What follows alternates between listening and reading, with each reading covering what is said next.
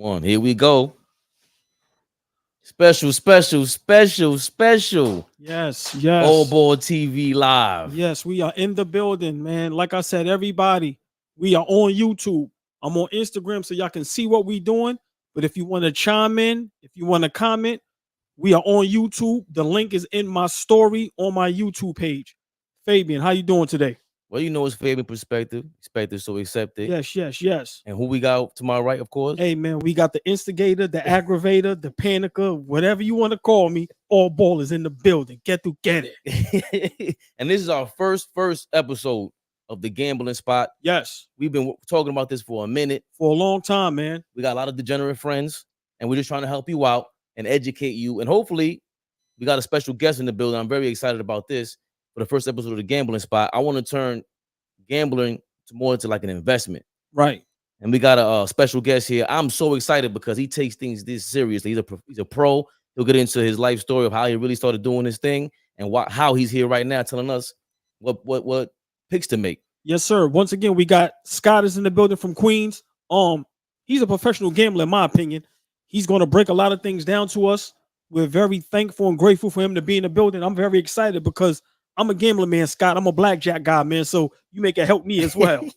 You catch Scott on SGPN, as the Sports Gambling Podcast Network. Yes. You can also catch him on Winners and Winers. Yep. Winners and Winers. Got you. Scott Reichel, please, floor is yours, my brother. Yeah, thanks for having me. First things first. By the way, out of curiosity, is that an Alan Page jersey that you're rocking? Nah, What this is jersey Chris that? Carter. That's Carter. Okay, I couldn't see the other number on that. I couldn't tell if that was Page or not. But yeah, thanks for having me. The NFL got to give up a check for that, Scott. Sorry.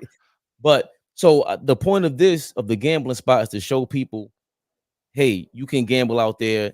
That's great and all, but how do you get to the point where you got the cojones, as All Ball would say, to get on camera and tell people, hey, who's going to win, but I got money on it?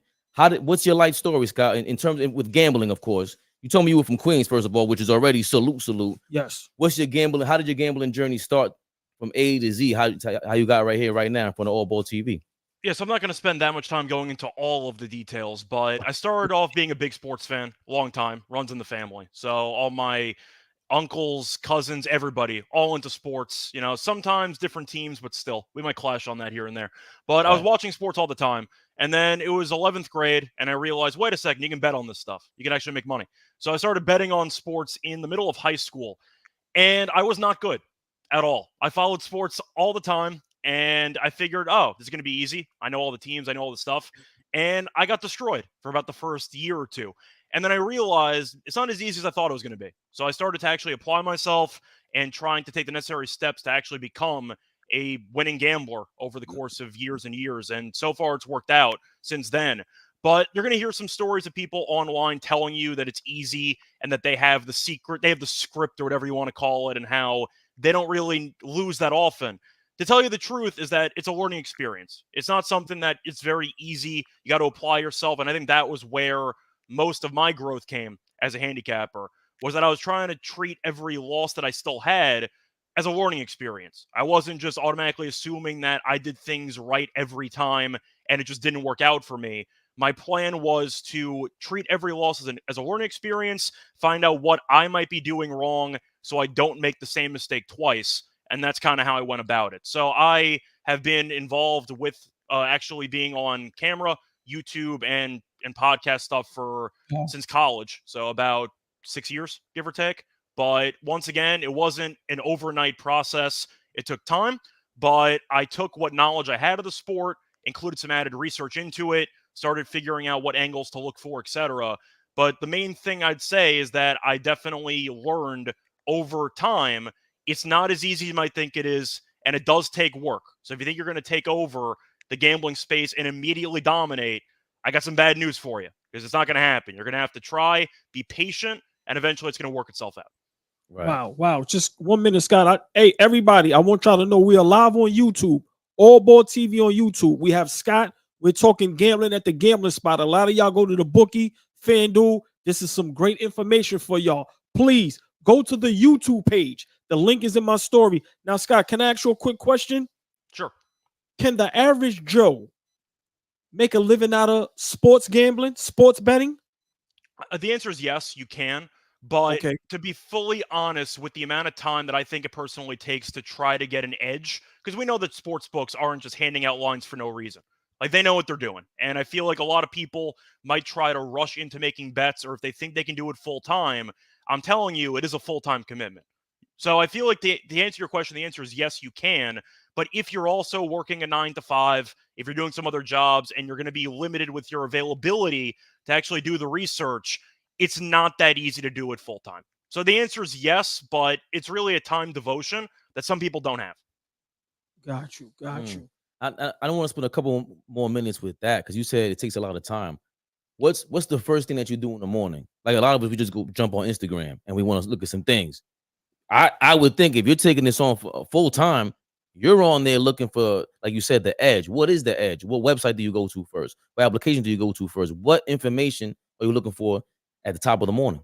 By the way, when you say top of the morning, most of my research I'm doing at like 2, 3 a.m. Like I'm trying to beat the early lines. Like I'm usually up late, so that's kind of how I go. But the way that you can go about it, every now and then you're going to see some line movement on games that moves pretty substantially, where sharp bettors or even just a lot of overall money comes in, and you'll see a line move. You know, whether it's a player prop, whether it's an actual betting line, team goes from being a 6.5 point favorite to an 8.5 point favorite, and you wish you got in, and now you're wondering if it's too late to get in or not. Usually most of my research, at least early in my and per day, I'd say, is in the early hours. I'm usually up late. I always have been. So 2, 3 in the morning, I'm going through injury reports. I'm going through stats. I'm trying to dive deep, trying to get the earliest line available. Because a lot of people, once again, will think that Vegas, whoever's pricing the lines on these sports books, are kind of infallible and that they're perfect and they know exactly what they're doing. That's not always true. Because once again, you see a lot of line movement on a lot of games every single day. And if you can even get yourself an extra half point, extra full point of value, you get in at 4.5 on a team and the line closes at 6.5. It might not land 5 or 6, but you drastically increase your chances of winning based on where the line moves. So most of my process early on, injury reports, stats. I also use Outlier as an actual app that definitely helps me search up like percentages, how many times a certain player has had, for example, 20 points in the last 10 games, the last 20 games. And I feel like trying to back players that have consistently gone over certain props is a good way to go about it. One piece of advice I will give out, though, a lot of people seem to think that regression or positive regression is a thing that happens where a certain team, let's just say the Warriors, let's actually use a basketball team here, and they've been underachieving so far this season. I'm being generous. They've been really bad, but they've been underachieving based on what we thought they would be. A lot of people are looking at their games going, well, they got to be better at some point. I'm going to bet them now because they have to improve. No, they don't. Like, they really don't. I feel like at Right. some point you have to realize what you see is what you get with these Right. teams. And people are saying, well, because they were so good in years past and because they still have Draymond and Curry and Clay, they're going to figure it out. I feel like it makes more sense to back teams in good form, fade teams in bad form, as simple as that sounds. Don't try to predict when a losing streak or a slump's going to end. Try to ride it until it loses and see how that goes. Once again, everybody, we have Scott Man, sports better, gambler, a lot of knowledge, a lot of insight. Please, everybody, go to YouTube if you want to see what's going on. If you want to hear the conversations, if you want to chime in, comment, please, YouTube, All Ball TV on YouTube. The link is in my story. Quick question. When it comes to sports betting, is this something that you can go half-ass in, or you need to be all the way in to be serious about it and make some good money? Well, to be serious about anything, you kind of have to go all in on it. Now, a lot of Yes. people can still, once again, be recreational gamblers. There's nothing wrong with that. If you are watching a game on TV and you just want to have some action on it, it's fine. But once again, do it responsibly. If you want to make a long term profit, you have to treat it seriously. Now, I chose to do this. It's not something that's meant for everybody. But if you wanted to, once again, keep doing parlays, keep doing fun bets, you can do that. You're going to have fun doing it. But once again, keep in mind, you're not going to win most of the time. So you shouldn't be risking serious money involved. I don't have an issue if people want to bet on games just for the fun of it. And, whatever happens, happens. It would be cooler if they won, but they're fine with not always winning. Then you can do it recreationally and you can half-ass it. But if you want to do it as a full-time thing, or if you want to make serious second job income from it, or even first job income from it, then you got to take it seriously. Got you. So good, and you're really stressing the parlay thing. Are there? And I want to spend a couple more minutes on this. I want to get back to that Warriors statement you made. This is lovely. What is it about the parlays that do increase the risk? Do you make parlays? Is that an opportunity that comes to you? Like, what is the normal kind of betting for someone like yourself at 2, 3 in the morning? Because I think it comes, yeah. I'm sorry. This is clearly after you made you just watched the West Coast game. That's done, and now you're looking towards the next games. So, do you find a parlay at that time, or are you looking for the lines like you said earlier? Well, parlays, for the most part, people will tell you are not a profitable investment because it's tough enough to win one bet. Now you got to win 2 or 3 or more just to make any money at all. So it increases the variance or just the overall likelihood of actually winning a certain bet. So most people will tell you parlays are not profitable. I do some parlays here and there. I'm not perfect, Like I'm aware that parlays are fun and you can make some money if you find an edge in certain angles, but most often people will tell you to bet straight bets if you're trying to treat it fully professionally, because once again, it's a lot tougher to actually win any bets than having to win 3 or 4 to win anything, no matter how bumped up the parlay actually is. It's basically a lotto ticket at that point if you get like Yeah. 10 picks involved. But I do some parlays here and there, usually pretty correlated, usually relatively safe. If I think 2 teams are going to win a game as a decent favorite, I might parlay them together if I don't want to lay a spread, like something like that. But for the most part, parlays I might throw in a little bit on, but it's all about bankroll management. Most of my bets are going to be on single straight plays. And if I want to have some fun and throw in, I don't know if you have a unit size of, let's just say $50, I'll throw $10 on occasion on a parlay just to have some fun with it. If I want to try to go for a massive swing, make a couple thousand, I know it's probably not going to win, but once again, that's why it's important to manage your bankroll responsibly, no matter how seriously you're taking this. That's my main piece of advice. If you don't have the money to be gambling, you shouldn't be gambling. It sounds simple enough, but there's a lot of people out there, especially with how legalized sports betting's become, who just can't stop, or they don't understand how much they should be betting. And I feel like that's the first place you should start before you place any bets. Get your bankroll in order, decide how much you want to be spending on gambling. And once again, my main piece of advice, rule number 1 for me in bankroll management, don't bet what you cannot afford to lose. Don't do it. Once again, it is still gambling. You might think you have an edge, and you might be able to bump up your chances of winning from, let's just say, 53% to 58%, which is a decent edge. That still means even with an edge, you're losing 42% of the time. So once again, don't bet what you can't afford to lose. That's my main piece of advice for bankroll. Once again, we have Scott in the building, man, from Queens. Like I said, giving a lot of knowledge as far as sports betting. Now, how important is it to not have no type of emotions and feelings connected to a team or a player? Meaning, bet with your head, not with your heart.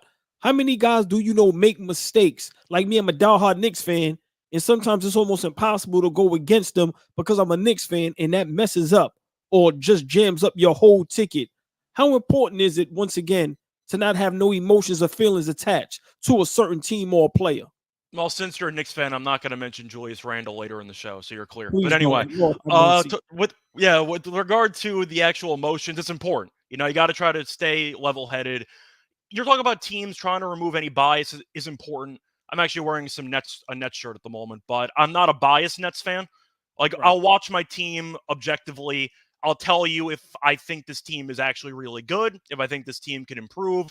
It's really important to try to remember, once again, if you are a true fan of the game or of the team that you're betting on, you really don't need to be betting on them if you just want the emotional attachment, because you already have it. Like, you're rooting for the Knicks to win every game because you're watching them play. So I feel like, once again, it's important to remove all bias. I treat it, once again, seriously, so I'm not going to blindly take the Nets in a game because I'm a Nets fan and it'd be really cool if they won. Like, no, that's where my fandom comes in. But it's important to separate those as two entities. You can still be a fan and bet on the games at the same time. It's just important to be responsible when you do that. Now, the more dangerous aspect of emotions is the chasing, which is another mistake that people can make. I'm assuming you guys know what I'm talking about. But if you don't, chasing is when you're down a decent amount of money and then you decide, you know what, I don't want to pay that, so I'm going to double down. And if I win this bet, then I break even and I don't know anything. But if I lose, then I owe a ton of money. So I feel like a lot of people do that. That's where emotions are more damaging than just blindly betting based on your own fandom. It's important once you get bankroll management. If you have a unit size, you stick with it. If your bet size is $50, stay with $50. If you're down 300 on the week, don't put 300 on the final play trying to break even. So emotions with teams is not ideal. Once again, we all can't help it though. I'm a Yankees fan. I'm thrilled they got Juan Soto. I'm excited. Maybe I'll take a World Series ticket. Maybe we'll see what happens. But we're all emotional about the teams we root for. It is what it is.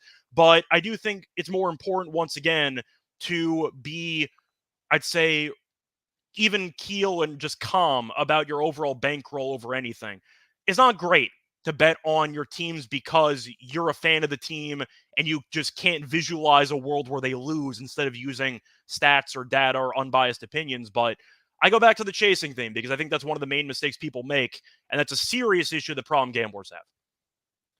Now, the reason why I think I spoke to you offline, I mentioned this to you. The reason why I even contacted you was because you always say things I agree with, and I'm just starting my gambling journey.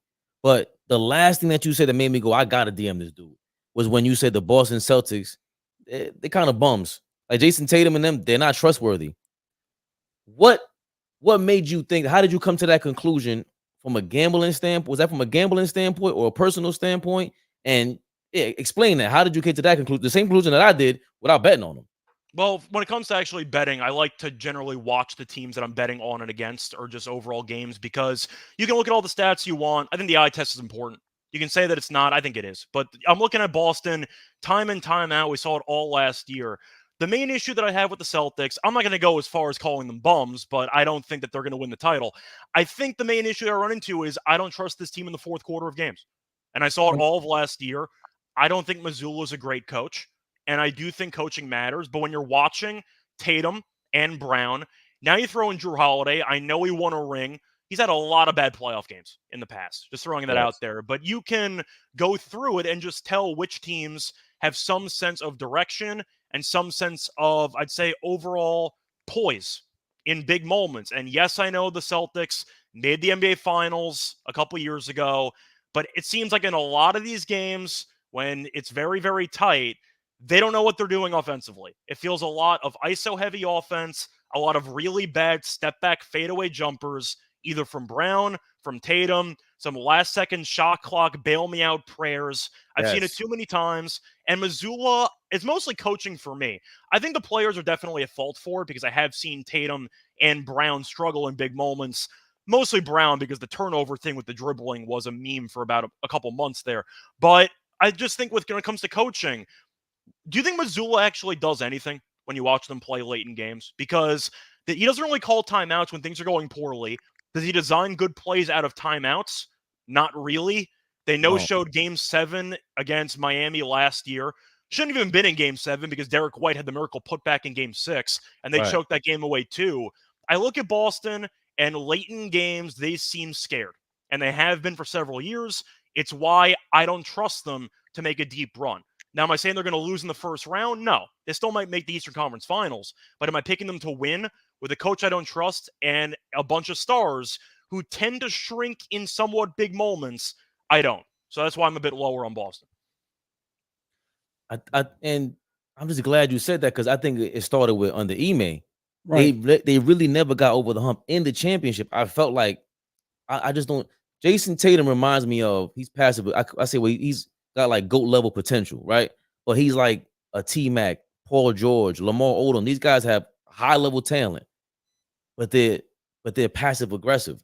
And I think that's what leads the team. They need a guy on Boston to really be a dog like that. And Ime's a great coach. You can see that in Houston, what's going on. That was like damn near traumatizing that summer for them, for that to happen to them. And they're supposed to take over, get past that hurdle and become a super team. Right. But you lost the coach that clearly, he knows how to coach these kids, man. I don't think Mazzulla is in that conversation with Ime. What you think, old boy?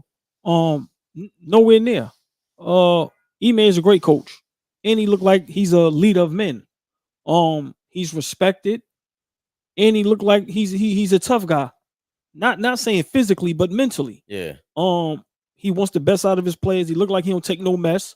So I think Boston lost a lot with that. I agree with what Scott says as far as like those guys can't be trusted. But I want to kind of try to stick to gambling, right? Because all of a sudden, Scott, I know you know today, everybody and their mama is gambling now. Everybody think they know everything about sports, including me. It's times I take bets and be like, I know they're gonna win. So give us some of the mistakes that guys like us make when it comes to sports betting and sports gambling. Yeah, so I already mentioned the bankroll management thing. A lot of people Yes. don't have that. They'll just pick a certain number and they'll just bet it. And they'll look back and go, I probably should have bet less on that game. Like that's happened to everybody, happened to me in the past. Once again, all these mistakes that I'm about to mention, I've done because I was in 11th grade betting on sports. The point Right. is, once you actually make these mistakes, make sure you don't repeat the same mistakes over and over again. And that's how you kind of learn from them. But once again, bankroll management, I mentioned before. I'm not going to mention that again. When it comes to the other stuff, once again, I feel like details matter in some of these. A lot of people will blindly take a team on the premise of there's no way this team's going to lose. And sometimes it works. Go through the injury report, do some basic research, start somewhere, especially in the NBA. Because the Knicks, for example, suddenly, Mitchell Robinson's out for 3 months and Jalen Right. Brunson might not play and Quickly might be injured. And if you bet that game early, you're going to feel like an idiot now because you could have waited and potentially heard some news about it closer to game time. But I feel like, once again, doing some even basic research helps. Don't just blindly bet on teams because of reputation. You just think, oh, this team is so much better than this team. This team is one of the worst teams in the league. I get all that. Just at least do some research with regard to who's playing in the games. Load management's been an issue in basketball in particular for several years. They're trying to fix it. But of course, we're still going to see Miami bench their players half the time anyway.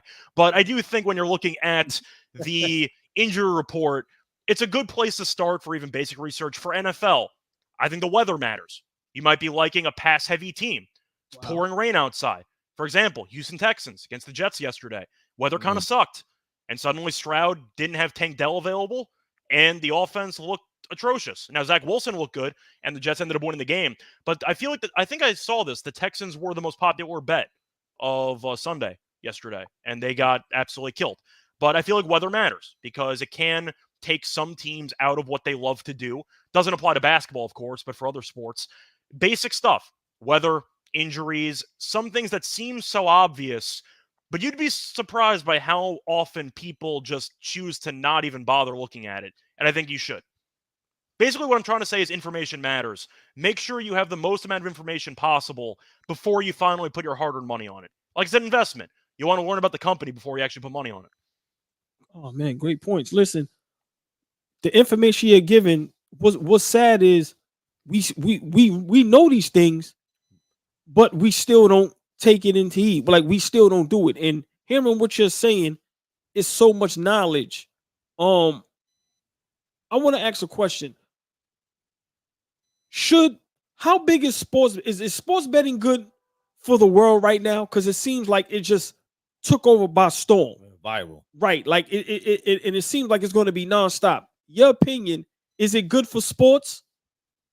I think it's fine once again when it's done responsibly. When you start DMing players that don't hit your player props, that's a little bit overboard. But I feel like the issue people run into is just how quickly it all unfolded and how it just seems like it's kind of the Wild West of we'd want to be first to promote this instead of actually trying to figure out a responsible way of promoting gambling. Because now you're on any single game, any broadcast, they're telling you player props in mid-game.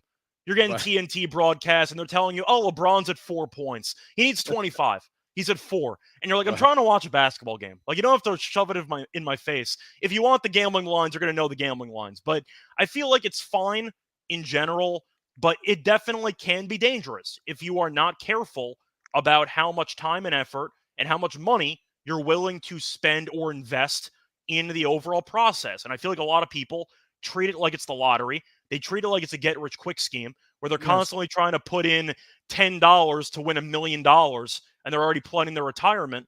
And I feel like that's definitely the bad way to go about it. So I feel like it's fine. Once again, there needs to be some details ironed out with, I'd say, limiting the amount of problem gamblers there are and trying to just increase knowledge on how dangerous gambling can be. I'm aware that it's not a perfect type of investment. I know that there are some flaws with it, but I think it's fine once again if you do it properly. And nobody's forcing anybody to bet. Just because it's illegal in your state doesn't mean you have to bet, and there's no fear of missing out. Like, if you care about sports and you want to make money on it, then sure, give it a try. If you don't, I'm not going to invest in the stock market if I don't know anything about the stock market. Like, I feel like it depends on, once again, how much you know and how much you want to learn. But I think it can be an issue based on how quickly everything got legalized. But to answer your question, it's kind of a cop-out answer. It's a bit of both. I think it's fine in principle, but the way that people treat it is extremely wrong. And the bad part is that since there are so many people that are trying to prey upon these new bettors who are trying to get rich as quickly as possible, they lose a lot of money. And that kind of hurts the sports betting credibility, because everyone starts thinking that it's a scam. Wow. I know I just said a lot there, but no. That's the reason why I'm excited to have you here, man. Like, we need to hear that you're not bullshitting us. We need to hear people say, like, yo, listen, you guys are not taking your time. Right. They will take your money. Think about what you're doing to have this. We talk basketball all day, literally all day long. And you can hypnotize yourself into thinking that you know what the hell you're gonna do on a bet and lose your house. This is real. So with Scott, everything you said, I love it. Do not think you're talking too much. Please feed the beast. We do have a question here from PJ the Barber. Do you have an underdog line play for tonight? Let me check underdog quickly to see, because those lines constantly move and the injury reports are a bit iffy. So to get back to PJ there, I'm gonna need like a couple minutes to find one, but I'll get you something. Okay, no doubt. And you say that was Underdog the app or just an Underdog? That was Underdog Fantasy. So yeah, it's like a platform. It actually sponsors some of the shows at SGPN. So Scott, let me ask you a question. What's some of the best websites to get accurate information on injuries in players? So most of the injury reports that I use, Twitter is of course going to be a great source. X, whatever you want to call it. Try to follow all the main reporters. Any of those guys in general. But I use RotoWire. I think RotoWire is pretty solid. They usually gets posted at 3 a.m. every morning, which I know because I'm waiting for it. But they usually post the initial NBA lineups with injuries. They cover every sport. But I usually go there. They'll tell you it's questionable. They'll give you a projection. It's not always accurate because, once again, you get some last-minute scratches. Somebody wakes up and shoot around, decides, I don't want to play today, and they're not going to play. But I usually use RotoWire. I think it's pretty solid. It's pretty organized, and that's how I go about it with injuries. But you can usually rely on Twitter and Twitter and RotoWire, and that's usually good enough for me.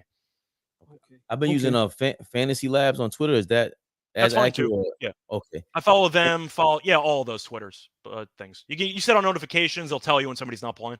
Yep. Wow. Yep. And you mentioned earlier the weather into how it impacts an NFL game. One of my favorite bets, probably my best bet ever I made in my life, was when the New England Patriots played the Jets on a Thursday night. It was pouring rain, and I knew the Patriots didn't have any wide receivers, so I put like a bunch of prop bets on drop passes and the running game, and I made a nice little amount there. But I bet on wsex.com, which is now pinnacle.com. Can you explain what exactly? And pinnacle.com is an offshore account.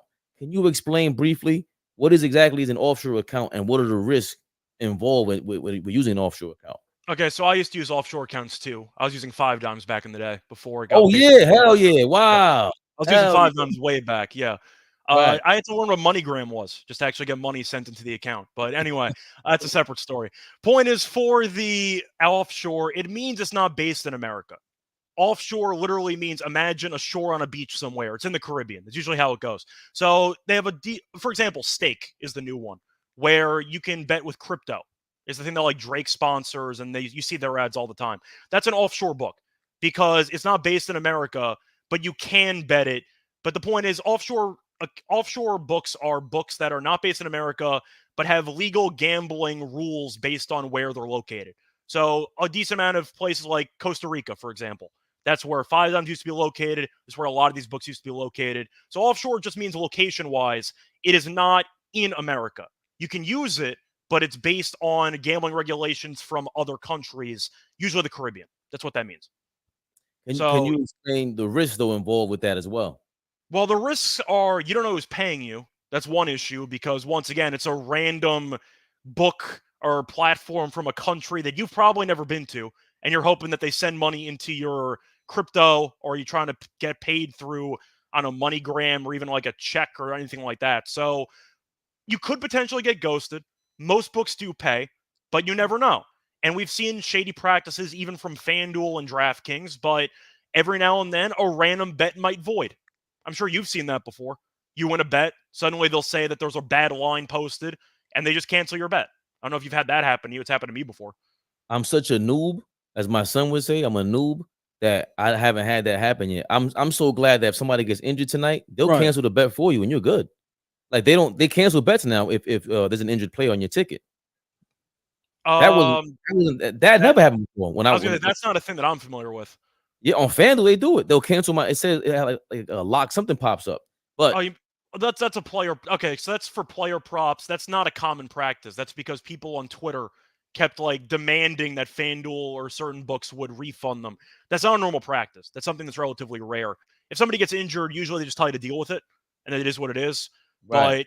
But when it comes to the risks involved with offshore, though, it's just the lack of, I'd say trust, but I feel like it's mostly just the lack of certainty of where your money's coming from, who's running this damn operation. There's a lot of uncertainty involved. So the MoneyGram story was back in the day.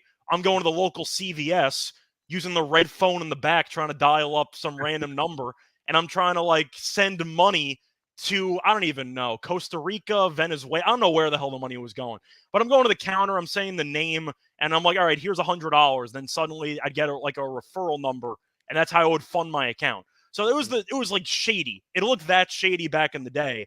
That's why a lot of people with offshore stuff, it's cool because you can gamble from anywhere, even if your state doesn't have legal gambling.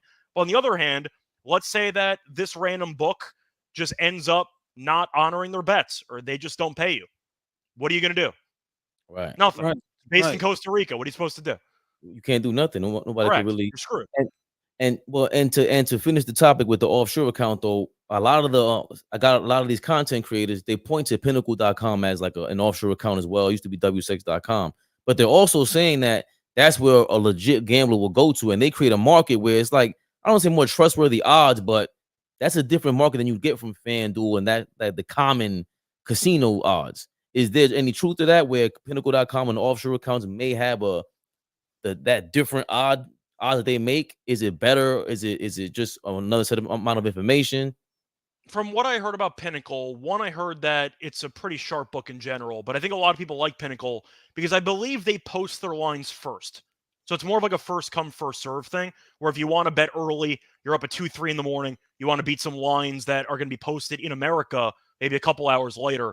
Pinnacle, from what I remember, is usually the book that posts their lines first. And you could argue that other sports books might base their lines off of where Pinnacle is. So I'm not saying that every offshore is a shady operation. I'm just saying that's the case with some of them, which is why it's a bit scary at times. But Pinnacle and some other books are trustworthy. I've used some from time to time. I've used Bet Online before, for example. I've used a couple of books here and there offshore. But it definitely has its perks. Not all of them are perfect, but Pinnacle and some offshore books do possess some value. Pinnacle in particular, I think people like because they are the first book, from what I remember, to post their lines. So they are early.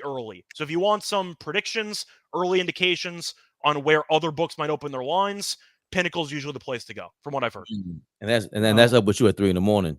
Yeah, pretty much. Yeah. Yeah.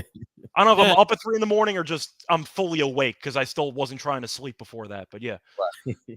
Now I have a question. I don't know if you can answer this. Some games, whatever the sport is, do you think players know about the lines and the spreads, and sometimes they don't cover them on purpose? Prime example, it was a game with what's the quarterback for the Chiefs? Mahomes. It was a play where I think they could have covered, and he didn't run game. He split at the 1 yard line. I think so, and he didn't run in the end zone. Do guys like you who are sports bettors, do y'all look at that and go, they did that on purpose, or the players have no knowledge? Okay, so first things first, I'm on your show, so I'm going to answer the question. It's just going to happen. You don't have to worry about it. I'm going to answer your question. Do I think that the players know? I don't believe in the conspiracy stuff about players fixing games and trying to I don't believe that. Now, you could argue that there are some shady things that happen. I think it's a coincidence because sometimes when you bet on a player, a lot of people love it and it wins, nobody says anything. But suddenly, when the popular play loses, everyone Right. remembers the play that loses instead of the plays that win. So I think a lot of it's selective recall. It's kind of, I don't want to say it's a gambler's fallacy, but a lot of people they tend to remember the losses a lot more than the wins. That's kind of just how it goes. Maybe you feel the same way. But I feel like for the Mahomes thing, first of all, it was the right play because they ran the clock out. Game was over. Like, it was the right play. He shouldn't have fell down at Right. the one. I had the Chiefs in that game. I lost. At no point did I think that Mahomes knew the spread and was intentionally trying to blow it. No. Now, Twitter exploded after that and said Mahomes knew. He didn't know. I don't believe that. But I think, once again, a lot of people are into the conspiracy angle because they don't always want to take responsibility for their own losses. And they Right. believe that it makes it a lot easier on their conscience if they can blame some external force on why they lost instead of just realizing, maybe I could have made a better read on a certain game, something like that. But I think some coaches know. I think coaches know. You hear that in college football all the time. It's a Wow. motivational tool that some teams use. Do you follow Mm, college football at all? I don't, but it makes sense because how else are you gonna tell what the public really feels about you? Yeah, it's a That's good a way to, everyone's against us. We're trying to win. I'm sure that that's been talked up before. I'm going to give you examples, though, of favorites that I think know. James Franklin, coach of Penn State. Oh, he definitely knows what the point spread is. He's running up-tempo offense, trying to Damn. score touchdowns up 30 in the final minutes of games. I think some coaches know. Players, maybe they're told here and there. It doesn't help that people on Instagram or Twitter are DMing the athletes telling them, I got you for 3 threes tonight, Kevin Herter. Don't let me down. Like, that's happened before. So some players find out because fans are DMing them, telling them you better score 20 points tonight. Like, I think they know. I don't believe in them intentionally trying to screw over people's bets or anything like that. I think it's just coincidence, and some people want to believe in the conspiracy. But once again, the coaching thing, I think some coaches know. The James Franklin thing's a good example. Dabo Sweeney's done it a couple of times. His team's going no huddle under a minute, up 40. That's not a coincidence. Like, they know. Like, I think they definitely know. But for the Right. most part, I don't think so. Or if they do know, I don't think that's in the back of their mind when they're making the final plays in games. Wow. Wow. You can you hear me? Yeah, you're good. Okay. Fabian, can you hear him?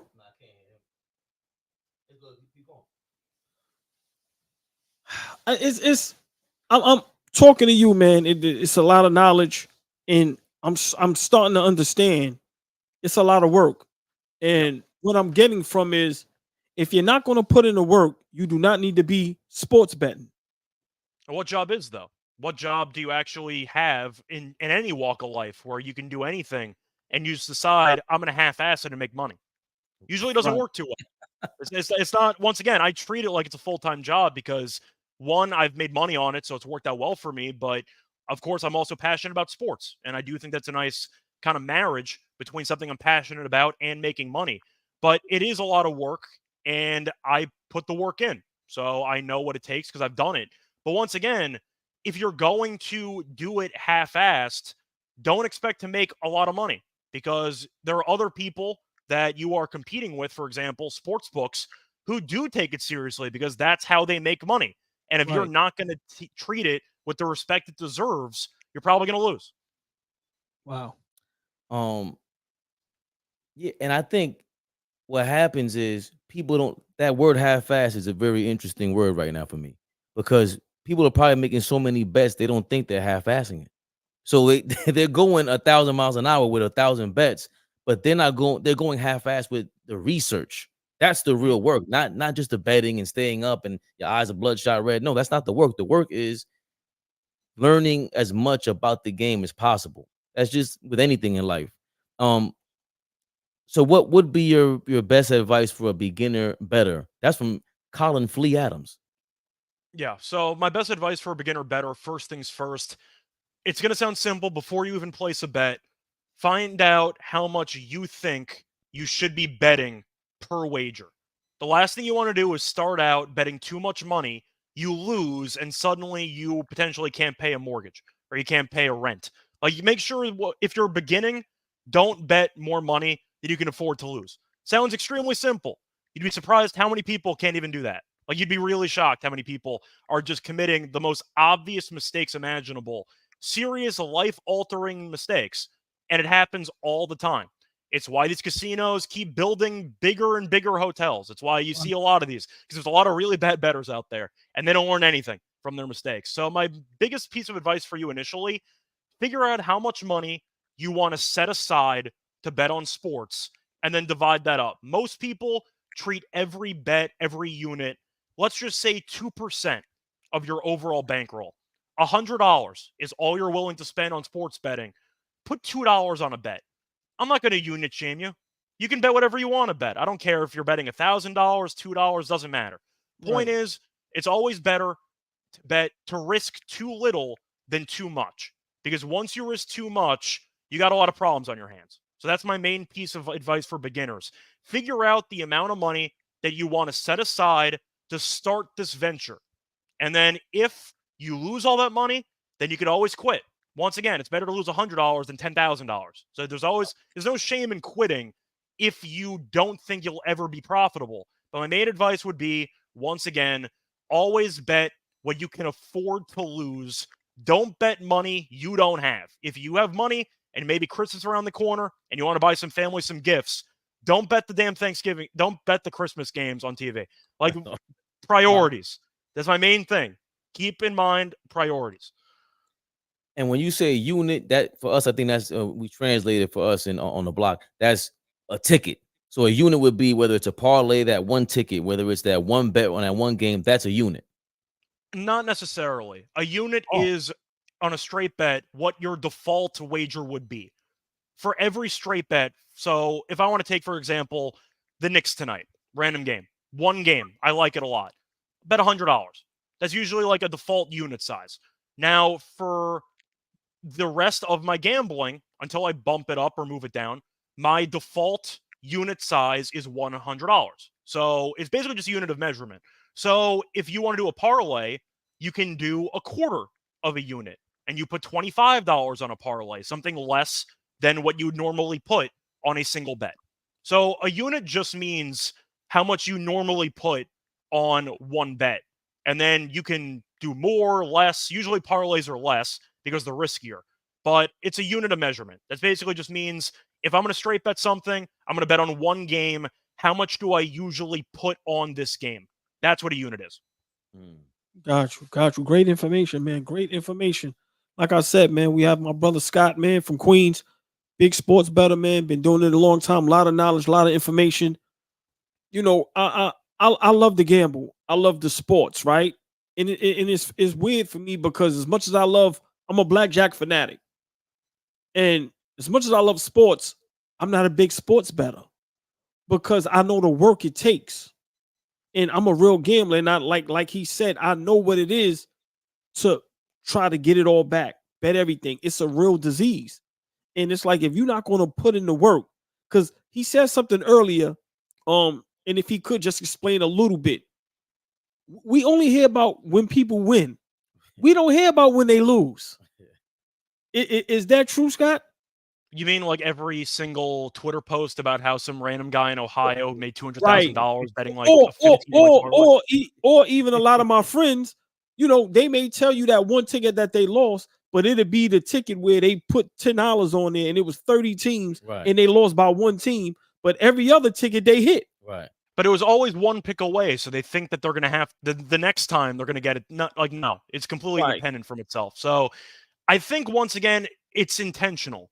A lot of the places that publish this stuff on Twitter, is it a coincidence that it's like a betting publication or a DraftKings or FanDuel will post it on their own Twitter account? Look at this random guy who made $50,000, because they know if they post that, a bunch of other people are going to think to themselves, I can do it, and they'll make back that $50,000 in 5 minutes. Wow. Well, it sounds scary when you think about it, but there's a reason why a lot of these sports books on their social media are promoting these winnings. They're not happy that the person won $200,000, but they know if they promote it, then other people are going to immediately think, why can't that be me? And they're going to do the same exact thing, and they're going to make money in the grand scheme of things. these casinos, they made their life on FOMO, and they've been around longer than Yeah. damn all of us. And It's they all might be manipulation. right 1,000%. And that's life. That's life. Scott Reichel, please tell the audience where they can find you. Besides, I said SGPN, but please let them know where they can find you on the internets. Yes, you can find me on Twitter at Rice Show Radio, as you can see down here. Besides that, I'm on SGPN, Sports Game Podcast Network. Do the NBA show 3 times a week, NFL show 2 times a week. Do tennis as well, but during the off season, so I'm off for that for about a month. WNBA Nice. too, but that's also the off season. But yeah, on a lot of shows, the network also doing free picks every night at Winners and Winers on YouTube. But besides that, find me on Twitter. Have any questions? You want some overall sports thoughts, not just gambling, but overall rants on teams? I got you covered there. Follow me on Twitter. We would love to have you back on to rant about some of these teams. How the Boston, I want to piss off some of these Boston Celtics fans. I want to piss off my boy over here because I'm big on Orlando Magic and they hate my guts for it. They think I'm Pick him crazy. to win the division during the offseason. Hold on. yeah. No. Yeah. Hold on. Talk to him, Scott. No, Let's go, I love it. But before you go, was that pick because of the money or because you think they're a good team? It was a mix of both because I was looking at the odds, and I know Miami doesn't give a damn about the regular season. So they're usually a good team to not lay a big price with because they only care about the last, I can't even say the play-in game because they lost the first play-in game. So they usually care about the biggest games imaginable in the playoffs. But I like Orlando's roster. They're young. They're athletic. They're a very good defensive team. I think they're well coached. I think Mose was a good coach. But it was mostly trying to find value with a bit of a longer shot. I think Orlando was 7-1 to win the division during the offseason, give or take, meaning to bet $100 to win $700. But it was mostly not trusting Miami because Miami put all of their eggs in the Dame Lillard basket. They didn't get Lillard, and they really didn't do anything else during the offseason. Now, it turns out Hawkeye is a good player. Teams look good. But I'll point out that I thought Orlando would care more about the regular season. They're a young team that was very good in the second half of last year. And Miami's a team that tends to not really care about the regular season. So it was a mix. I thought the value was on Orlando, but it was also thinking Miami was too big of a favorite based on the history of them not exactly taking the regular season seriously. Got you. Before you get out of here, please, I need you to, what do you think about the Lakers? Do they actually have a chance to win the championship? I think they do. I don't know why they wouldn't. I feel like I'm not going to overreact to the in-season tournament. I'm not going to suddenly say they're a serious title contender because they won a random game in Vegas in the middle of December. You're not going to grab your goggles and go celebrate with LeBron. I had Halliburton under 29.5 points in that game, so I did my own celebrating from that. But still, I do think the Lakers are good enough to win the title. You can argue, though, that there are no dominant teams. A lot of people like Boston. I already said before I'm not in on them because I don't think Mazzulla's a good coach. But you're looking at the other teams. Denver supporting cast. Is it great? Not really. I know that Murray's been injured. He's been good. Jokic is Jokic. He's the best player in the world by a wide margin at this point. But do I like the bench? Not really. Do I trust Michael Porter Jr.? Not really. There's some questions to be made. I feel like there's some issues there because Michael Porter Jr. doesn't pass the ball to anybody. But still, I think the Lakers are good enough. He chucks too much, Scott. I mean, yeah, I'll put it this way. Porter Jr. has never seen a shot he doesn't like, and his favorite player might be Klay Thompson. Just going to put it that way. But I do think looking at... hold on. He is a fake Klay Thompson. I'm just going to throw it out there. Now, Porter Jr., of course, has been a good three-point shooter, but he will always look for a shot. That's all I'm going to say. Denver, of course, is still great. I'm not dismissing the defending champions. I think Denver will be in the Western Conference Finals. But the Lakers, if they look anywhere near as good defensively as they did against Indiana in a playoff series, they're dangerous. And yes, they got swept against Denver. I know they did. They probably have to trade D'Angelo Russell. Just throwing it out there because he basically was forced off the floor in that playoff series last year. I'm not a D'Lo guy. The trash talking with Bruce Brown was fun in the middle of the game, but you got to shoot better than 6 of 15 if you're going to trash talk, in my opinion. But D'Lo is a guy who I think is probably going to get traded. I think Caruso is a good fit for this team if they want to bring him back, for example. But I do think the Lakers have a certain gear defensively that a lot of teams don't have. Now, LeBron, is he the same guy that he used to be? No. Is he still top 5 in the league? Definitely top 10. Top Right. 5, you can argue definitely top 10. And AD, Right. when healthy, we saw what he did against Indiana. He's really good. Yes. Keywords when healthy. That's always a problem when it comes to AD. Are the Lakers contenders? Yes. Would I pick them to win the NBA Finals right now? No, but I'm not going to dismiss them. That's just disrespectful. This team is definitely a top 3 team in the league, in my opinion. Got you. Listen, man. Well, how do you feel? You brought it up, so you're either very pro or anti-Laker. So where do you stand? Hold on. You're getting warmer. He's very anti-LeBron. Oh, he's anti-LeBron. Okay, all right. Please don't get me started, man. I heard Jordan didn't have any in-season tournament MVPs. If that, Right. that was a talking point that was brought around. It doesn't mean anything to me, the in-season tournament stuff. But Hey, Scott, listen. I said yesterday. Think about this. No player ever was able to do this. LeBron can win 2 championships in one season. Come on, man. I'm trying to think if it would be 3 if he wins like an All-Star Game MVP or something. But yeah, that's fine too. Lord have mercy. Oh my God! Scott's going crazy. Please do not speak that into existence. I never even thought of that. The All-Star Game MVP, the in-season title, and then the championship. Nah, Scott's official. I have to change my name, man. Wow. Thank you. Someone asked though, why are you anti-LeBron? Is it because you're just pro Jordan, or is there a reason why you don't like LeBron? No. I'm not even pro Jordan. I just I'm anti-LeBron because I'm anti-LeBron because if I'm not, nobody else would be. He gets too much props. He gets too much props. Really? And when I he think loses, LeBron's like the most polarizing figure in the league. I think half the people love him and half the people hate him. Really? Yeah. Well, the people we deal with and talk to, listen, he does no wrong. If he could, he Christian did. But no, he's a lot, man. No, tell him, Fabian. No, I'm with you, Scott. I think he's the most polarizing basketball player maybe ever.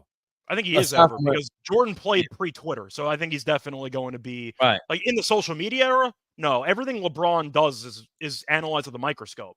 Yes, people are holding against LeBron that Bronny James lost his first college game. They're taking it too far. Did you see the prices for those tickets? Nah. Wow. Did you see those prices, Scott?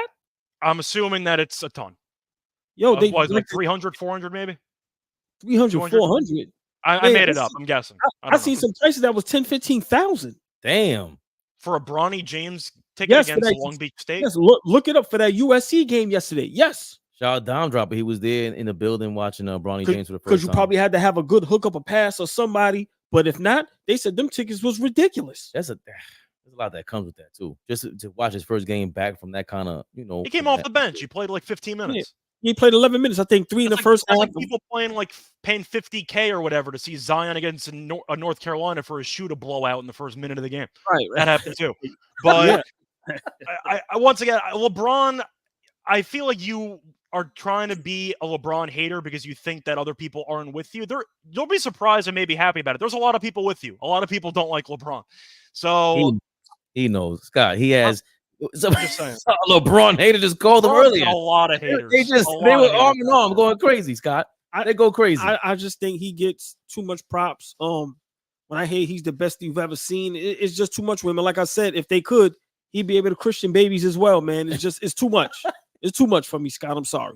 So does that mean you also hate Taco Tuesdays, or is that fine? Oh, I hate that. I hate he make the guys ride the bikes with the helmets on. Yes, I hate it all, man. I didn't mean the social media. I meant actual tacos on Tuesday because it reminds you of LeBron. Like how far does the hatred go? All right, this is embarrassing. Please don't tell no one. Yes, I hate Taco Tuesdays because of LeBron James. Okay. Yes. Just making sure. All right. Leave it at that, please. You will not have me confessing up here. That's it. Scott Reichel, we got to get into All Ball with Uncle Ice coming up next. If you do have time to jump on Instagram, it's All Ball TV on there as well. We're gonna have Uncle Ice joining us soon. I can't thank you enough, Scott. Yeah. I mean, you made this episode, you don't understand, beyond amazing. Like we broke down the educational side, and then you just a cool New York dude, man. So if you have the time to come back on with us, please, we need to school everybody because you are an amazing dude. I thank you from the bottom of my heart. Thank you for reading my DM and just joining us and putting everybody on and educating them on what it is to really be a gambler, a professional, and really an investor at this point. Yeah, yes, thanks for having me. Yes, I just want to say thank you. We'd love to speak to you again, no matter when it is. We up here, good brothers. Anytime you need us for anything, and we can physically do it, hey, man, we a DM away, brother. I appreciate everything. Thank you. Yeah, thanks for 1000%. having me. If you have any gambling questions or if you just want to chat about basketball, hit me up. Got you. Thank you. You know where to find them at. That's the first episode of the Gambling Spot in the books. Fabian Perspective. All ball in the building. Till next time. All ball with Uncle Lights coming up next. We out.